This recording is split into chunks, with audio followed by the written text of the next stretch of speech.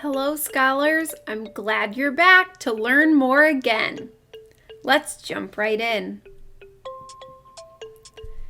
The purpose of today's lesson is to engage with our decodable book. This is Module 1, Cycle 3, Lesson 12. Materials! Today, you'll need your thinking cap. Follow along with our first learning target. I can retell the events from Sunnyside Gazette. Sunnyside City Park is new and improved. You'll be listening to that article as I read it and then answering some questions in order to retell the events. Our second learning target says, I can read high-frequency words and words that don't play fair. We did this together in Cycle 2, so it should start to be familiar to you. Transition song. Gather round together, together, together. Gather round together, together, together. It's time to hear a story, a story, a story. It's time to hear a story and say what we've learned.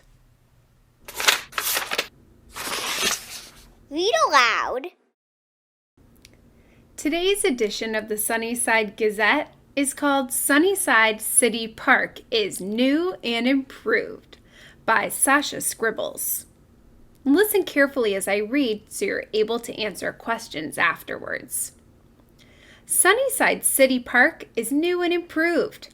Mayor Mack and volunteers from the Sunnyside neighborhood have been hard at work cleaning up the park and making it more fun and useful for the residents of Sunnyside.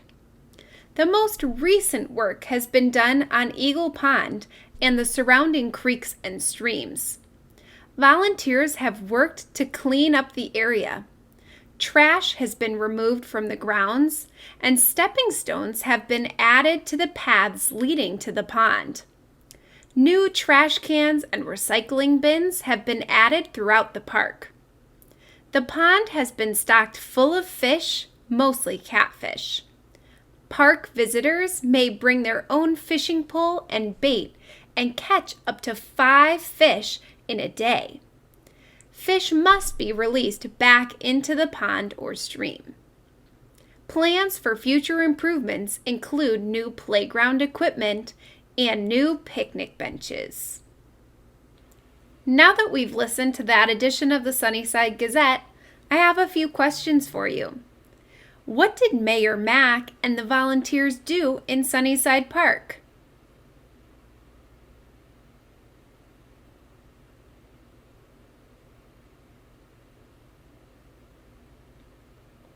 The article mentioned that the pond had been stocked with fish. What does that mean?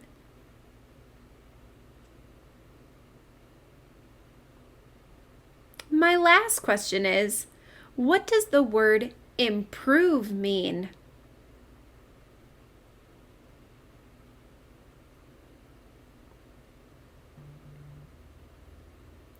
You were a great listener.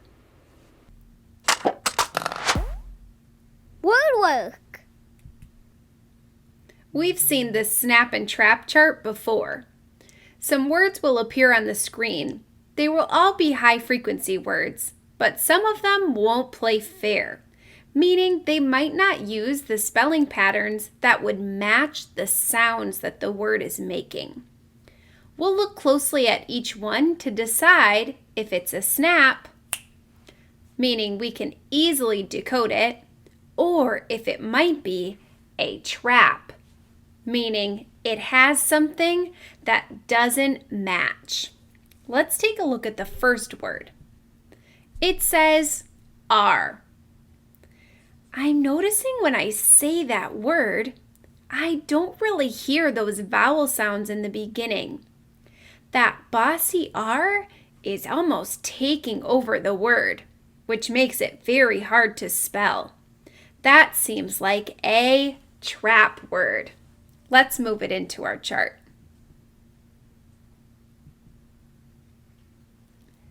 Here's our next word. It says bin. When I say bin, it sounds like a short I sound. But when I look closely at the word, I notice it's using the EE pattern, which should make a long E sound. When I say the word bin, I don't hear a long E, which means this is definitely a trap. Let's put it in our chart. Here's our final word. It's the word before. I hear a long E in the first syllable because it's an open syllable. I also hear a long O in the second syllable because it has a magic E. It's following all of our word rules. That's a snap. Let's put it in the chart. Great work on this activity. Fluency. We're almost ready to read our decodable book, Do Fish Eat Cheese? Before we read the decodable book, we need to be detectives for just a minute and look at some words that might be tricky for us as we're reading. If we prepare to read them now, then we'll be able to focus on fluency as you read the whole decodable book. Let's take a look at this page and see if we can find our high frequency words. Are you ready? Take a look. The first one I notice is the word tell. Say it. Next I see the word some. Say it. Next is the word news. Say it. Then we have the word now. Say it. Next is the word before. Say it. Then we have the word are. Say it. And we have the word have. Say it. Great work taking a look at these high frequency words. Go ahead and study them on this page one more time.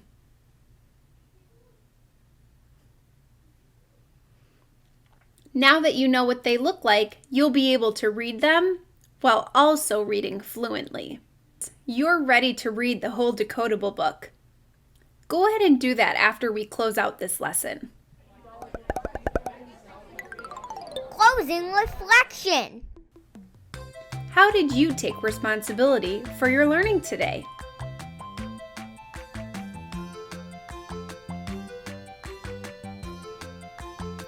Which of the high frequency words were tricky for you to read?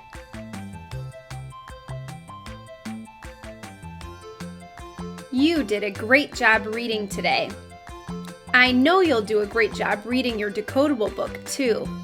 Enjoy this story and focus on fluency. I'll see you next time.